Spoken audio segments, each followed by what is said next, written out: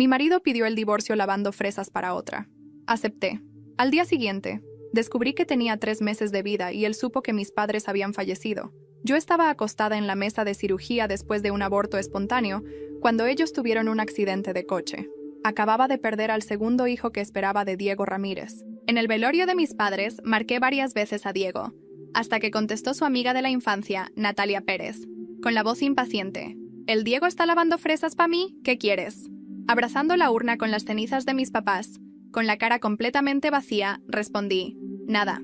Solo dile a Diego que, cuando termine de comerse las fresas, yo acepté el divorcio. Estaba sola cuando llevé los cuerpos de mis padres a cremar, junto con el segundo hijo que había perdido, el mismo que concebí con mi marido, Diego Ramírez. Todos mis familiares vivos en este mundo quedaron sellados en esa cámara de cremación, reducidos a un puñado de cenizas. Pero ya no importaba. Yo también me estaba muriendo. Mis papás siempre fueron gente buena, y por eso muchos parientes y vecinos se presentaron al funeral.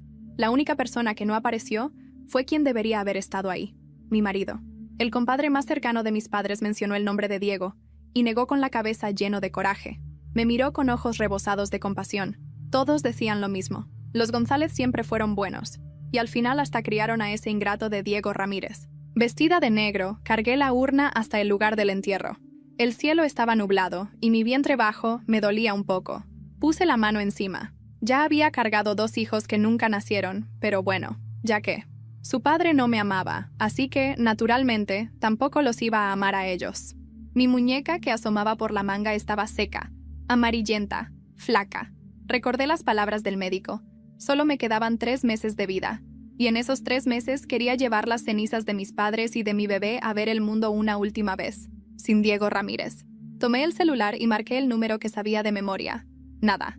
En el intento número 13, por fin alguien contestó, pero no era él. Otra vez, la voz melosa y exigente de Natalia. Oye, chica, son las 4 de la mañana en Los Ángeles. Antes yo la hubiera llamado histérica, o lo que fuera, pero ahora mi corazón no sentía nada. Solo dije, tranquila, necesito hablar con Diego de algo.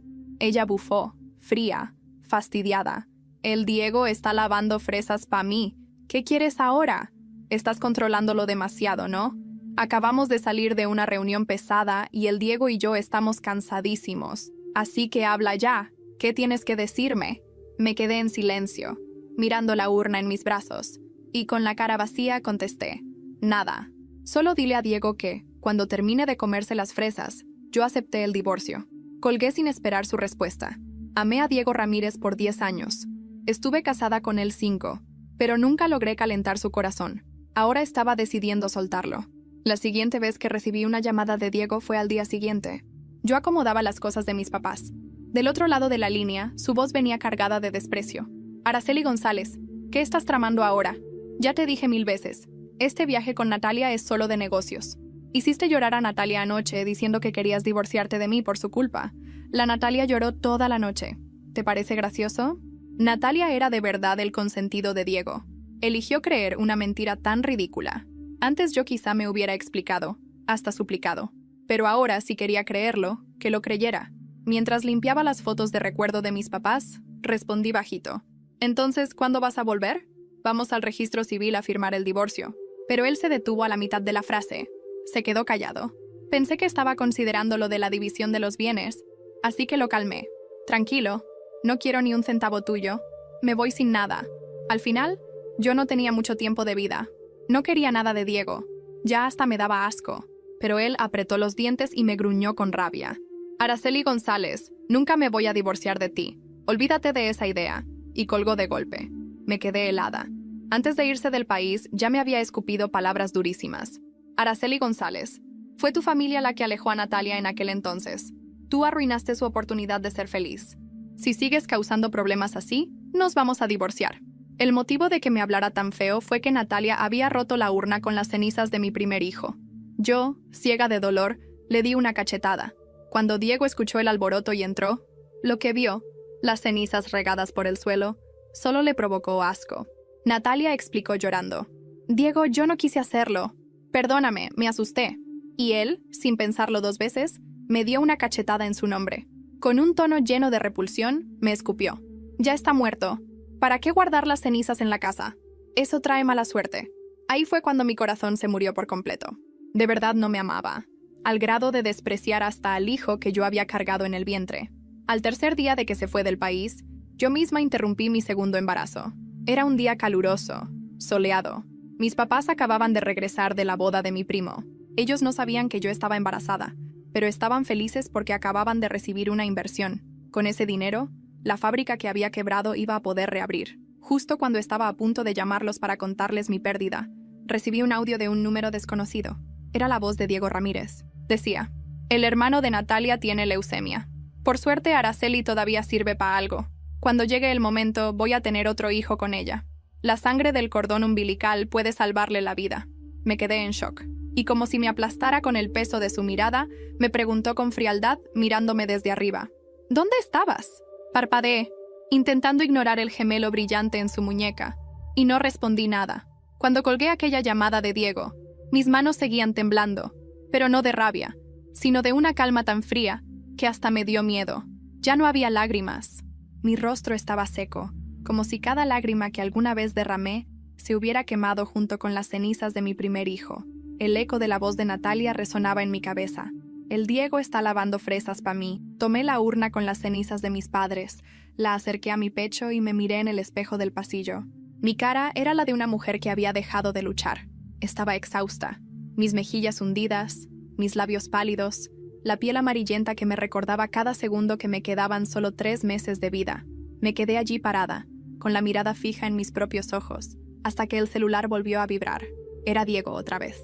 ¿Qué quieres ahora, Araceli?, escupió, sin darme tiempo a responder. ¿Ya armaste otro drama con tus vecinos? Natalia está cansada de que la metas en tus problemas. Me mordí el labio para no contestar con rabia.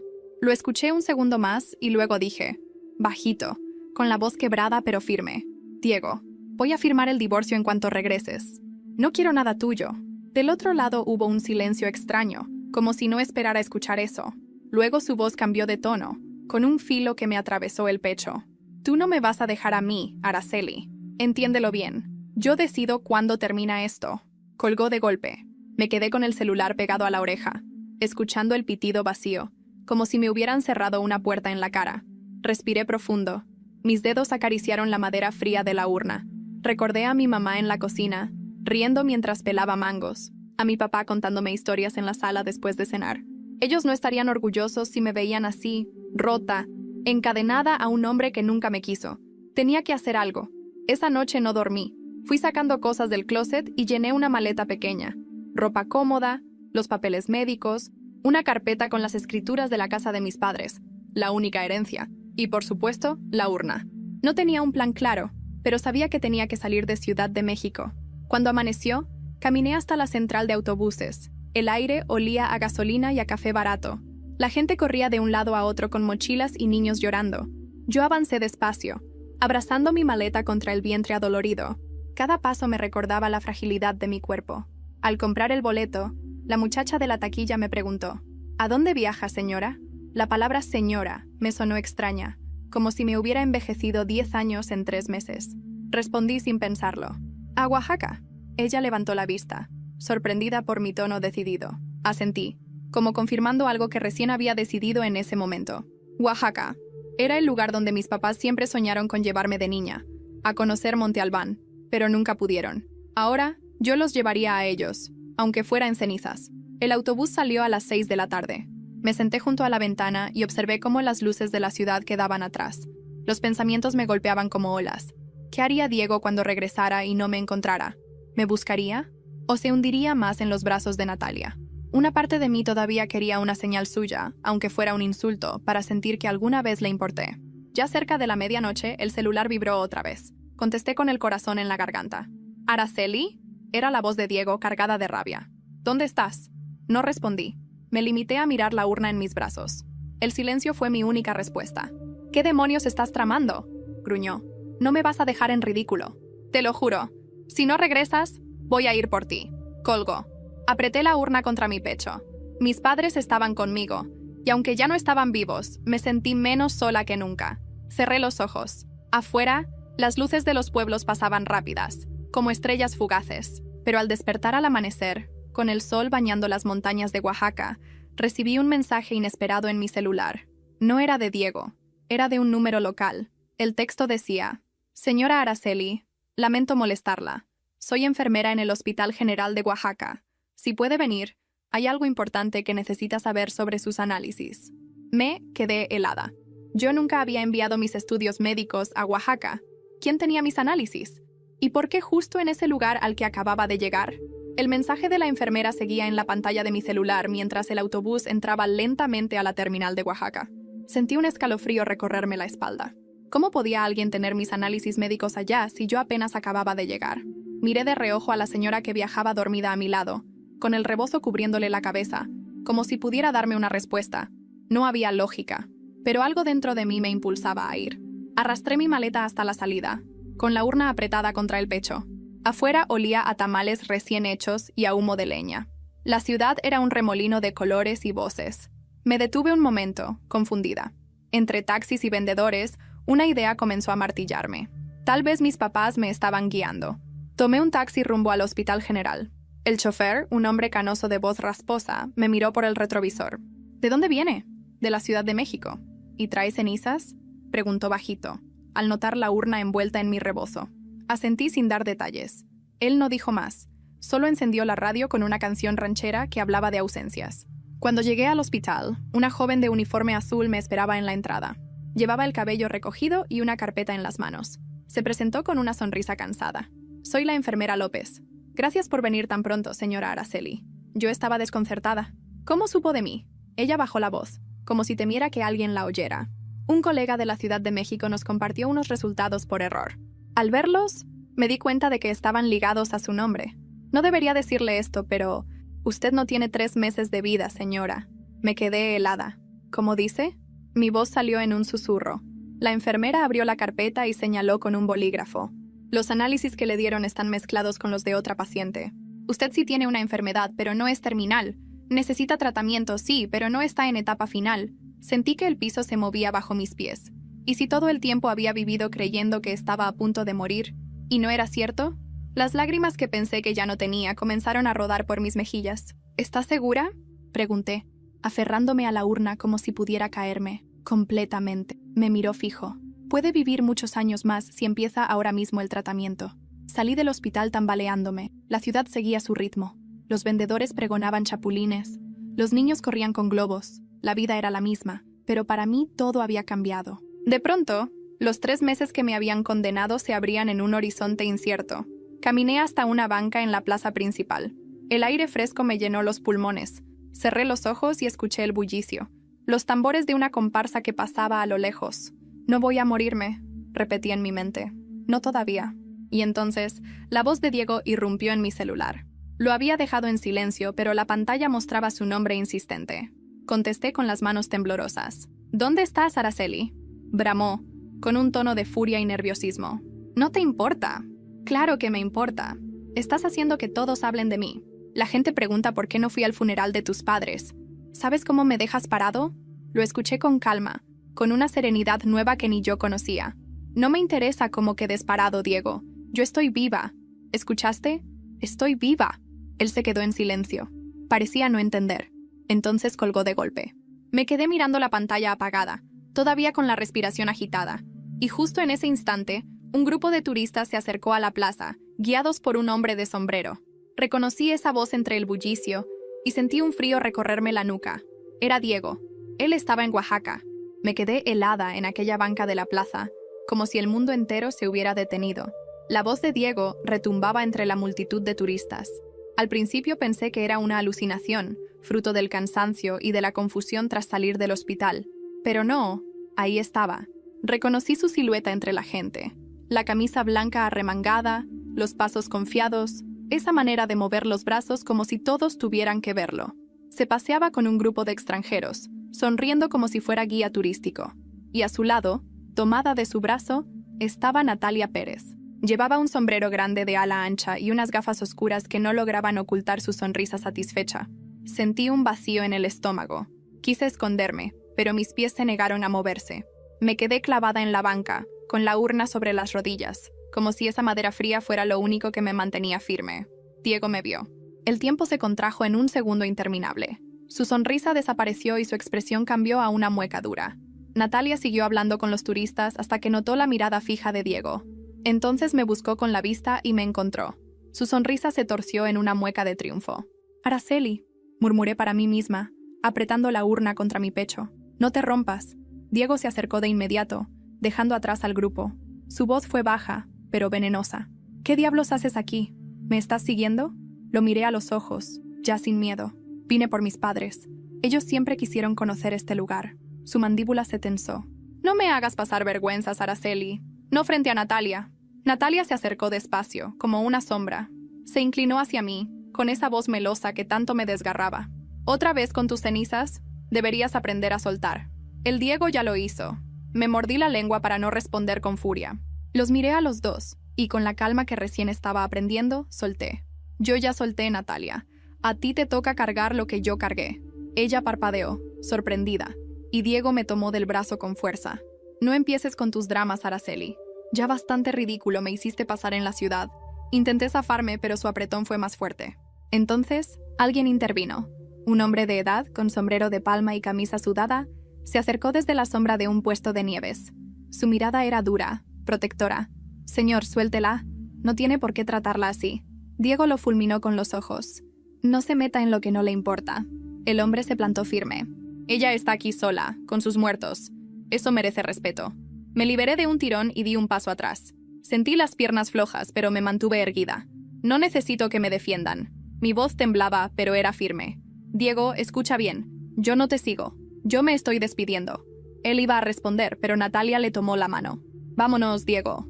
«No vale la pena». Se alejaron, dejando tras de sí un murmullo de gente curiosa. El hombre del sombrero me ofreció una botella de agua. «No lo deje quitarle lo que le queda de fuerza, señora. Usted tiene mirada de mujer que aún puede con mucho». Le agradecí en silencio, con la garganta apretada. Esa noche me hospedé en una posada sencilla cerca del Zócalo. No podía dejar de pensar en lo ocurrido.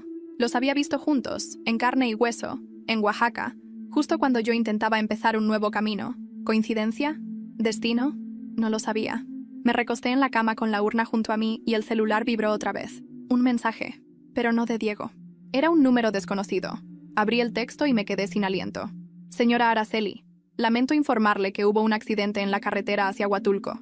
Un vehículo con placas registradas a nombre de Diego Ramírez fue encontrado volcado. Necesitamos que venga a reconocerlo». Cuando leí ese mensaje, el celular casi se me resbaló de las manos. Sentí un mareo, como si el aire me faltara. ¿Un accidente? ¿Diego? ¿Era posible que todo hubiera terminado de golpe? Me quedé sentada en la cama de la posada, abrazando la urna de mis padres, sin saber si debía alegrarme, llorar o simplemente no creerlo. A pesar de todo el dolor que me había causado, imaginarlo muerto me dejó una sensación amarga, como si la vida me estuviera poniendo una prueba cruel. ¿Qué se hace cuando quien más te destruyó, de pronto, desaparece? Respiré hondo, y después de unos minutos me obligué a actuar. Llamé al número del que había llegado el mensaje. Contestó un oficial con voz cansada. «¿Es usted la señora Araceli González?», preguntó. «Sí, soy yo. Necesitamos que venga al Hospital General de Oaxaca». El hombre encontrado en la carretera llevaba documentación a nombre de Diego Ramírez. «Está en estado grave. No estaba muerto». Cerré los ojos, presionando la frente con mis dedos. Una parte de mí quería colgar y olvidarse, dejar que la vida siguiera su curso.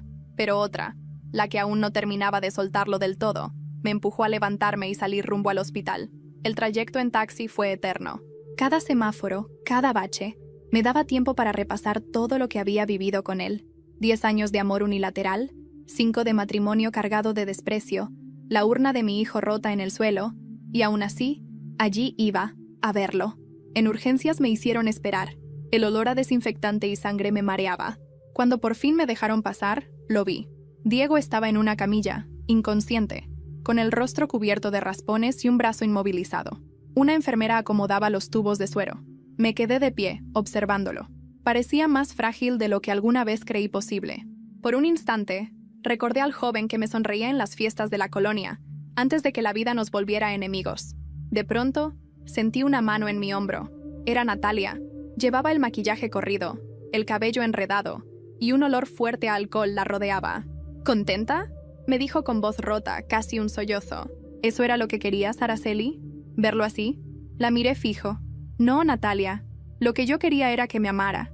Y nunca pasó. Ella apretó los labios. como si quisiera gritarme, pero no le salían las palabras. Se dejó caer en una silla, cubriéndose la cara con las manos. «Él no es lo que tú crees», murmuró entre lágrimas. «Ni conmigo ni contigo.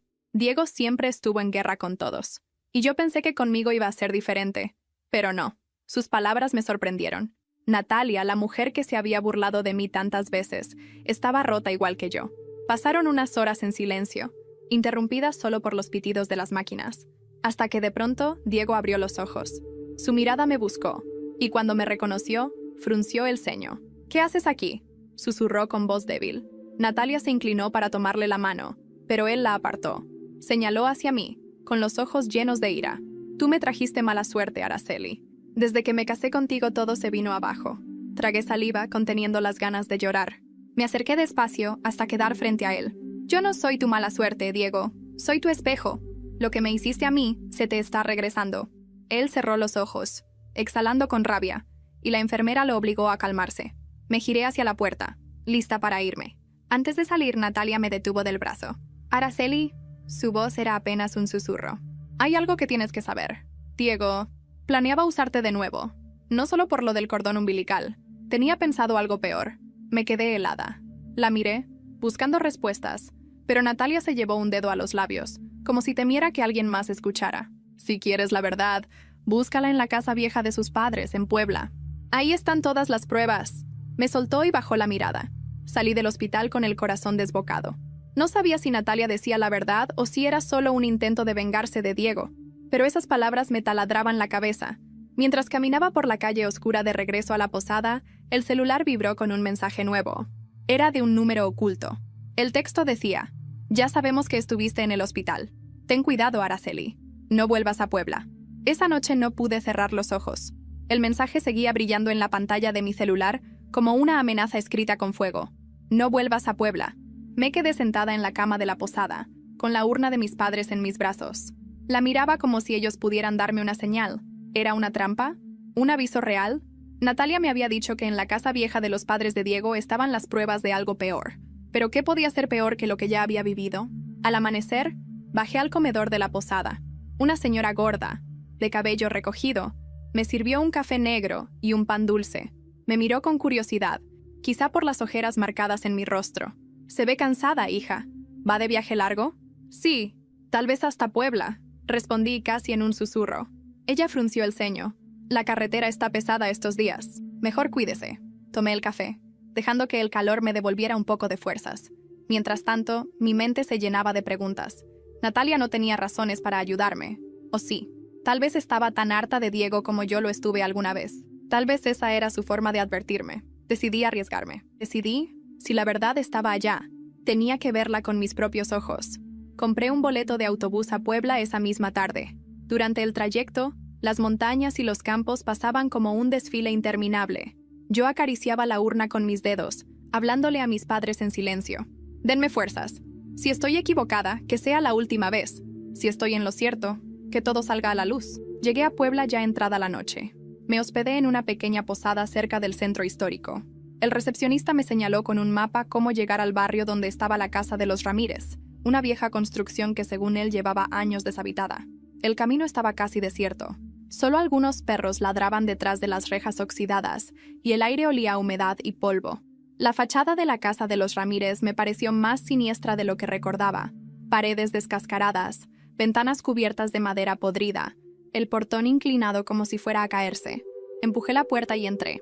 El interior estaba oscuro, pero mis pasos levantaban nubes de polvo.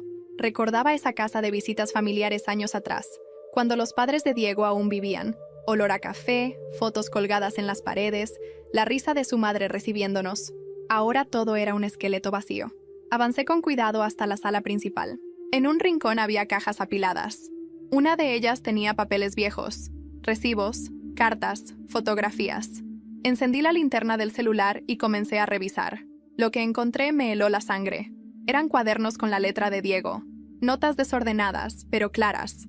Esquemas de cuentas bancarias, nombres de mujeres, fechas de embarazos interrumpidos. Entre ellos, el mío. Había escrito detalles íntimos de mi vida como si yo fuera parte de un experimento. Araceli González. Embarazo interrumpido. Posible nuevo intento. Compatibilidad sanguínea con tratamiento. Sentí un nudo en el estómago. No solo me había visto como esposa, me había reducido a un recurso. Un cuerpo útil para un propósito que yo jamás conocí. De pronto, un ruido me sacó del trance. La puerta trasera se abrió con un chirrido. Mi corazón se detuvo. Apagué la linterna del celular y me quedé inmóvil, escuchando. Pasos. Eran 2, tal vez 3 personas que entraban a la casa. Una voz masculina susurró. «Te dije que iba a venir. Está aquí». Mi piel se erizó. Sabían que yo había venido. Me agaché detrás de las cajas, apretando la urna contra mi pecho. Los pasos se acercaban, lentos, calculados. Podía escuchar la respiración de alguien muy cerca. Entonces, un rayo iluminó por la ventana rota. Y lo vi. Un hombre alto, delgado, con la cara parcialmente cubierta por un pañuelo negro. Llevaba algo brillante en la mano. «Señora Araceli», dijo con una calma escalofriante. «Debería haberse quedado en Oaxaca». El corazón me golpeaba el pecho con tanta fuerza que sentía que el eco iba a delatarme. Apreté la urna contra mi pecho como si fuera un escudo. El hombre del pañuelo negro se detuvo a unos pasos de mí. La linterna de su acompañante iluminaba el suelo, acercándose a las cajas donde yo estaba escondida. «Aquí huele a polvo viejo y a miedo», murmuró otra voz masculina, más ronca, casi burlona. Me obligué a contener la respiración. La linterna barrió las cajas y por un segundo la luz pasó por mi cara. Cerré los ojos, segura de que me habían visto. Pero en ese instante, un trueno sacudió la casa. El viento hizo que la puerta del frente se golpeara contra la pared con un estruendo. Los 2 hombres se giraron hacia el ruido. Aproveché ese segundo para arrastrarme despacio hacia el otro lado de la sala. Mi corazón quería saltar por la boca. Mis piernas temblaban tanto que apenas podía moverme, pero la adrenalina me empujaba. «¡Ciérrala bien!», gritó el del pañuelo. «No hay nadie, te estás paranoico», respondió el otro. Me escurrí por un pasillo lateral hasta llegar a la cocina. El olor a humedad era insoportable. Busqué a tientas una salida y encontré una ventana pequeña, oxidada, cubierta con una tabla vieja. Puse la urna a un lado, temiendo que se rompiera, y empujé la tabla con todas mis fuerzas. La madera cedió con un crujido fuerte. Los hombres lo escucharon. «¡Allá!», gritaron. Me lancé por la ventana, raspándome los brazos y las rodillas. Caí en un patio trasero cubierto de maleza. Sentí el ardor de la piel desgarrada, pero lo ignoré. Solo alcancé a tomar la urna y correr. El patio daba a una calle estrecha. Corrí sin mirar atrás, con la respiración entrecortada, hasta que llegué a la avenida principal. Allí había luces, gente, puestos de comida. Nadie parecía notar que yo estaba a punto de desmoronarme. Me refugié en una fonda. La señora que atendía me vio tan pálida que me ofreció asiento sin preguntar. «¿Quiere agua, hija?», asentí con la garganta seca. Mientras bebía, mis manos seguían temblando. Intentaba procesar lo que había visto en esa casa. Las notas de Diego, los planes escritos como si mi vida fuera una estrategia clínica. Y ahora esos hombres, ¿qué pintaban ahí? Saqué el celular y marqué a Natalia. No sabía por qué. Tal vez porque era la única que podía confirmar si todo esto era real o un delirio mío, contestó con voz agitada. «¿Dónde estás?», me preguntó sin rodeos. «En Puebla. Entré a la casa de tus suegros. Y había gente esperándome». Hubo un silencio largo. Luego suspiró. «Te dije que no fueras. ¿Ahora entiendes? Diego nunca te quiso como esposa. Para él siempre fuiste un plan. Yo también». Se le quebró la voz. «Yo también soy parte de su juego». Me quedé helada. «¿Qué dices? No puedo hablar mucho», susurró. «Solo, ten cuidado. Si sobrevives, no vuelvas a acercarte a él». Colgó antes de que pudiera preguntar más. Me quedé con el celular en la mano, el agua temblando en el vaso. Afuera, la lluvia empezó a caer, golpeando los techos de lámina de la fonda. La señora me miraba de reojo, como si supiera que estaba en problemas. Decidí regresar a la posada y encerrarme. Caminé bajo la lluvia, con la urna cubierta por mi rebozo, hasta llegar al cuarto. Cerré con llave, puse una silla contra la puerta y me senté en la cama. Esa noche no dormí. Cada sombra me parecía un enemigo, cada ruido, una amenaza. Y cuando por fin el cansancio me vencía, el celular vibró de nuevo. Era un mensaje con una foto adjunta. La abrí. Era la imagen de la urna que yo tenía en mis brazos, pero tomada desde afuera de la ventana de mi cuarto, minutos antes. El celular casi se me cayó de las manos. La foto era clara. Alguien me observaba desde afuera, en tiempo real, y sabía exactamente dónde estaba. Corrí hacia la ventana con el corazón desbocado, pero afuera solo vi la calle vacía, mojada por la lluvia, los faroles titilando como si también tuvieran miedo. Cerré las cortinas de golpe, apagué la luz y me senté en la esquina de la cama con la urna apretada contra el pecho. Mis padres estaban allí, en ese polvo sagrado, y yo me sentía incapaz de protegerlos. El celular volvió a vibrar. Esta vez no lo contesté. Lo lancé dentro del cajón de la mesita y me tapé los oídos. No quería escuchar más amenazas. Pasaron horas, o tal vez minutos. El sonido de la lluvia terminó por convertirse en un arrullo extraño que me adormeció. Cuando abrí los ojos, ya era de día. La luz del sol entraba tímida por los bordes de la cortina. Por un momento pensé que todo había sido una pesadilla, hasta que escuché un golpe seco en la puerta. Señora Araceli. Era la voz del recepcionista. Alguien la busca en la entrada. Me quedé inmóvil, sin responder. El silencio fue tan largo que el hombre agregó, nervioso. Dice que es de su familia. Mi sangre se heló. No tenía familia viva. Abrí la puerta apenas unos centímetros y le grité. Dígale que se equivoca. No tengo familia. El recepcionista dudó. Se ve insistente, señora. Un hombre mayor dice que conoció a sus padres.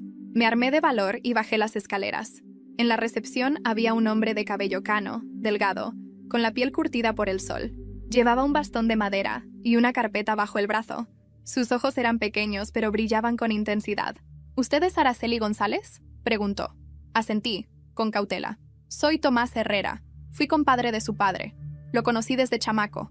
Me quedé boquiabierta. Recordaba vagamente su nombre, mencionado en las sobremesas familiares, pero nunca lo había visto en persona. Su padre me pidió que si algún día pasaba algo, yo la buscara. Y pasó. Abrió la carpeta y me mostró una carta con la letra de mi papá. Temblando la tomé. Reconocí la caligrafía. Era breve, pero clara. Si lees esto, hija, significa que ya no estamos contigo. No confíes ciegamente en Diego. Él no es quien aparenta. Si algún día necesitas respuestas, Tomás sabrá dónde encontrarlas. Levanté la vista con el corazón en la garganta. ¿Qué significa esto, don Tomás? Él apretó los labios con un gesto grave. Significa que tu papá sabía más de lo que decía, y que la casa de Puebla no era el único lugar con secretos. Lo invité a subir a mi cuarto para hablar con calma. Allí, entre susurros, me contó que Diego había estado envuelto en cosas turbias desde joven, que manipulaba a quienes lo rodeaban, que sus propios padres ya lo temían. Pero lo más grave, añadió Tomás, bajando la voz aún más, es que nunca estuviste sola. Alguien de confianza de Diego siempre supo cada movimiento tuyo. Sentí un escalofrío recorrerme la espalda. ¿Quién?, pregunté. Tomás me miró directo a los ojos. Alguien que tú considerabas cercano. En ese momento, un golpe retumbó en la ventana. Me levanté sobresaltada y corrí a abrir la cortina. No había nadie. Solo un sobre blanco pegado al vidrio con cinta. Lo tomé con manos temblorosas y lo abrí. Dentro había una sola hoja escrita a mano. Araceli, tu viaje apenas comienza, y la persona en quien menos confías será quien intente salvarte. Me quedé paralizada. Tomás me observaba con el rostro serio, como si esa advertencia confirmara algo que él ya sospechaba. Hija, dijo con voz grave, tienes que decidir si quieres seguir descubriendo la verdad, aunque te duela más de lo que ya sufriste. Y antes de que pudiera responder, mi celular vibró en el cajón. Lo saqué. Era un mensaje de Natalia. Araceli, nos tenemos que ver. Lo de anoche no fue un accidente. Y si no me crees, te mostraré lo que Diego planeaba hacer contigo. Me quedé mirando la pantalla del celular con la respiración entrecortada. Natalia. Otra vez Natalia. Como un fantasma que aparecía cuando menos la esperaba. Lo de anoche no fue un accidente, había escrito. Mis manos sudaban. El recuerdo de la foto tomada desde mi ventana aún me erizaba la piel. Don Tomás me observaba desde la silla, con la serenidad de alguien que ya había visto demasiado en la vida. ¿Quién es?, preguntó. Natalia, respondí, casi sin voz. Quiere verme. Dice que tiene pruebas de lo que Diego planeaba. Él entrecerró los ojos desconfiado. Si vas, que sea en un lugar público. Y no vayas sola. No tengo a nadie más, don Tomás. Entonces yo voy contigo. Acepté. Sentía que si me quedaba sola iba a enloquecer. Natalia propuso vernos en un café cerca del centro histórico de Puebla. Caminé hasta allá con la urna de mis padres en un rebozo, como siempre, y con don Tomás apoyando su bastón a mi lado. El café estaba medio vacío. Natalia estaba en una mesa del fondo, sin maquillaje, el cabello recogido a la fuerza, con un cigarro consumiéndose en el cenicero. Cuando me vio, me hizo una seña apresurada. «Llegaste», dijo con voz ronca como si no hubiera dormido. Sus ojos estaban rojos, pero no de llanto, de cansancio y miedo. Nos sentamos. Don Tomás permaneció de pie, vigilando, como una sombra protectora. Natalia sacó un sobre manila de su bolso y lo empujó hacia mí. Aquí está todo. Papeles, grabaciones, hasta fotos. Diego me usó a mí tanto como a ti. Yo pensé que me quería, pero solo me tenía de tapadera. Abrí el sobre con manos temblorosas. Dentro había fotocopias de expedientes médicos, listas con nombres de mujeres y notas con fechas. Reconocí algunos, yo, y otras que nunca había escuchado. Había incluso una grabación en una memoria USB. ¿Qué es esto?, pregunté. Natalia exhaló humo del cigarro. Es la verdad, Diego llevaba años planeando tener hijos. No por amor, no por familia, por conveniencia, compatibilidad genética, negocios, favores. Tú eras solo una pieza más. Yo también. Mi garganta se cerró. ¿Y por qué ayudarme ahora?, le solté, con rabia contenida. Ella bajó la mirada. Porque yo también lo perdí todo. Y anoche vi cosas que me hicieron entender que si no nos unimos, él nos va a destruir a las dos. Me quedé en silencio, masticando sus palabras. Parte de mí quería creerle, otra quería gritarle en la cara. Don Tomás se inclinó un poco, con voz firme. Si lo que dices es cierto, Natalia, entonces este hombre tiene que ser desenmascarado. Natalia apagó el cigarro con fuerza. Exacto. Y no falta mucho. Diego planea volver a México en pocos días. Cree que tú, Araceli, vas a correr detrás de él como siempre, pero no sabe que ya no eres la misma. Nos quedamos las tres figuras en esa mesa. Yo, destrozada pero en pie. Natalia, derrotada pero con rabia. Y don Tomás, el guardián inesperado. De pronto, mi celular vibró. Lo saqué con el corazón acelerado. Era un mensaje de un número desconocido. Otra vez. Solo decía, ya vimos lo que Natalia te entregó. Ella no llegará viva a la noche si no lo devuelves. Levanté la vista lentamente. Natalia me miraba con los ojos abiertos de par en par, como si supiera que el reloj había empezado a correr. El mensaje seguía encendido en la pantalla de mi celular. Ella no llegará viva a la noche si no lo devuelves. Sentí que el aire me abandonaba. Levanté la vista despacio. Natalia me miraba como si ya hubiera leído la sentencia en mis ojos. ¿Qué pasa?, preguntó con un hilo de voz. Tragué saliva. Nos están vigilando. Saben que me diste esto. Y amenazan con matarte. Natalia palideció. Aplastó el cigarro con tanta fuerza que se le partió la uña. Ya lo esperaba, murmuró. Con Diego siempre es así. Nada queda impune. Don Tomás golpeó el bastón contra el piso. Entonces no podemos quedarnos aquí. Vámonos ya. Salimos del café apresurados. La tarde caía sobre Puebla, con el cielo gris y el aire húmedo. Caminamos por calles empedradas hasta llegar a la posada donde me hospedaba. Cerramos puertas y ventanas, y nos quedamos los tres en silencio, como fugitivos. Natalia encendió otro cigarro con manos temblorosas. Si quieren matarme, que lo hagan de una vez. Ya no tengo nada que perder. Claro que tienes, le respondí, con la voz más firme de lo que sentía. Tienes la verdad. Y eso, aunque no lo creas, es lo único que nos queda para pelear. Me miró con ironía. ¿Y qué vas a hacer, Araceli? ¿Llevar estas pruebas a la policía? ¿A quién le van a creer? ¿A Diego, el empresario exitoso, el buen hijo de familia? ¿O a ti, una mujer enferma que él abandonó y que viaja con urnas bajo el brazo? Sus palabras me golpearon fuerte porque tenían razón, pero en ese instante, don Tomás habló. Entonces no será la policía, será la gente, la comunidad, los que conocieron a tu familia, Araceli. Ellos saben quién eres. Si ven estas pruebas, si escuchan estas grabaciones, la historia va a cambiar. Me quedé pensando. Sí, no era un plan de tribunales, sino de dignidad. Mostrar al mundo quién era realmente Diego. No para destruirlo por venganza, sino para liberarme al fin. Esa noche revisamos el contenido del sobre. Natalia conectó la memoria USB en una vieja laptop que había en la posada. La grabación era clara. La voz de Diego, fría, calculadora, hablando con otro hombre. No importa quién sea la madre.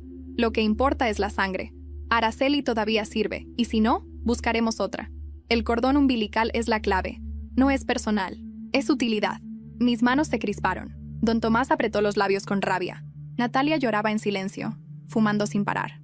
Ahí lo tienen, dijo ella. El hombre que nos destruyó a las dos. El silencio se volvió insoportable. Salí al balcón para respirar. La calle estaba vacía, mojada aún por la lluvia del día anterior. Y de pronto lo vi.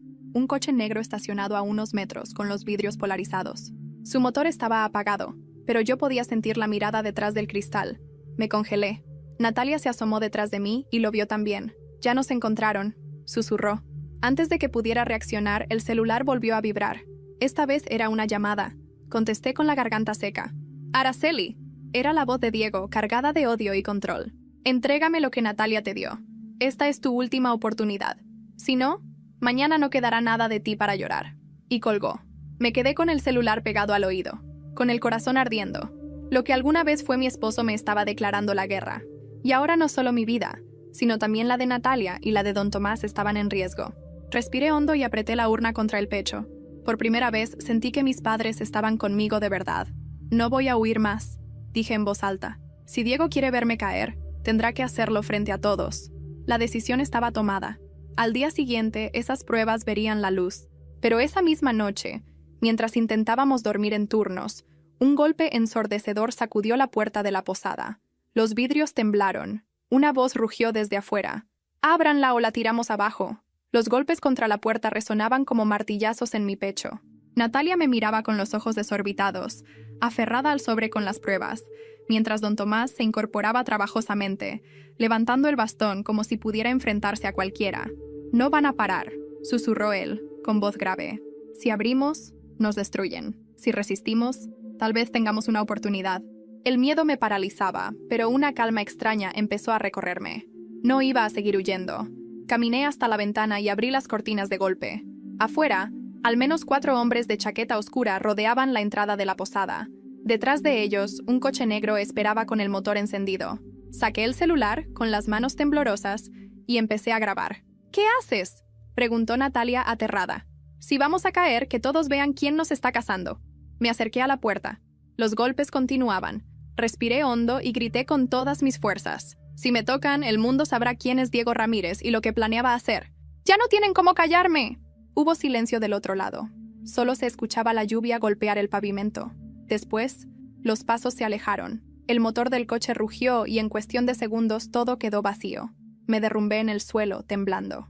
Natalia corrió hacia mí, llorando, y don Tomás nos cubrió a las dos con sus brazos frágiles pero firmes. Esa noche, nadie durmió. A la mañana siguiente, reuní todo el valor que quedaba en mí. Fui con Natalia y don Tomás al mercado municipal, donde todos los vecinos se congregaban. Allí, frente a comerciantes, clientes y curiosos, subí a una mesa de madera y mostré las copias de los documentos, los cuadernos, las grabaciones en la laptop de la posada. La voz de Diego salió de las bocinas portátiles de un vendedor, fría, calculadora, hablando de mí como un recurso. La gente se quedó en silencio, algunos horrorizados, otros murmurando indignados. «Él es Diego Ramírez», dije con la voz quebrada pero firme. «Mi esposo. El hombre que me negó en el funeral de mis padres. El que despreciaba a mis hijos muertos. Para él, yo nunca fui mujer ni esposa. Solo utilidad». Las lágrimas me corrían por el rostro, pero no me escondí. La multitud estalló en murmullos. Algunos grababan con sus celulares. Otros me miraban con compasión. Lo importante era que ya no había vuelta atrás. La verdad estaba afuera. Esa misma tarde los videos circularon en redes sociales. Diego, aún convaleciente en el hospital de Oaxaca, recibió la noticia. No lo vi, pero supe que golpeó la cama con furia, gritando que lo había traicionado. Los meses siguientes marcaron el final de cada uno de nosotros. Diego Ramírez perdió lo que más cuidaba, su reputación. Empresas rompieron contratos, familiares lo repudiaron. Aún intentó buscarme, pero ya no tenía poder ni seguidores que lo protegieran. Terminó solo, enredado en juicios y con la sombra de su propio nombre convertido en vergüenza. Natalia Pérez, después de años de creerse la elegida, comprendió que había sido usada igual que yo. Al principio la sociedad la señaló, la insultó por haber sido su cómplice, pero con el tiempo encontró fuerza en esa humillación y se fue de Puebla, buscando empezar de cero en otro estado. Me escribió una carta meses después. «Nunca seré tu amiga, Araceli, pero al menos sobrevivimos». Don Tomás Herrera. Se convirtió en mi ángel guardián. Su lealtad hacia mis padres lo mantuvo a mi lado hasta el final. Me acompañó en cada viaje, en cada despedida con las cenizas. Fue la voz de la memoria, recordándome que yo no era solo dolor, sino también la hija de gente buena. Yo, Araceli González. Los médicos confirmaron lo que la enfermera había dicho en Oaxaca. Mi enfermedad no era terminal, aunque sí crónica. Aprendí a vivir con mis limitaciones, con el dolor físico y la memoria de mis pérdidas. Viajé con las cenizas de mis padres y de mis hijos por cada rincón donde ellos habían soñado estar. Un día, en la costa de Veracruz, me paré frente al mar. Abrí la urna, dejé que el viento se llevara las cenizas y susurré. «Ya están libres». Y yo también. Por primera vez en años, sentí paz. Y aunque mi cuerpo seguiría cargando cicatrices, mi espíritu ya no estaba atado a Diego Ramírez ni a su sombra. La historia terminó donde debía, conmigo soltando.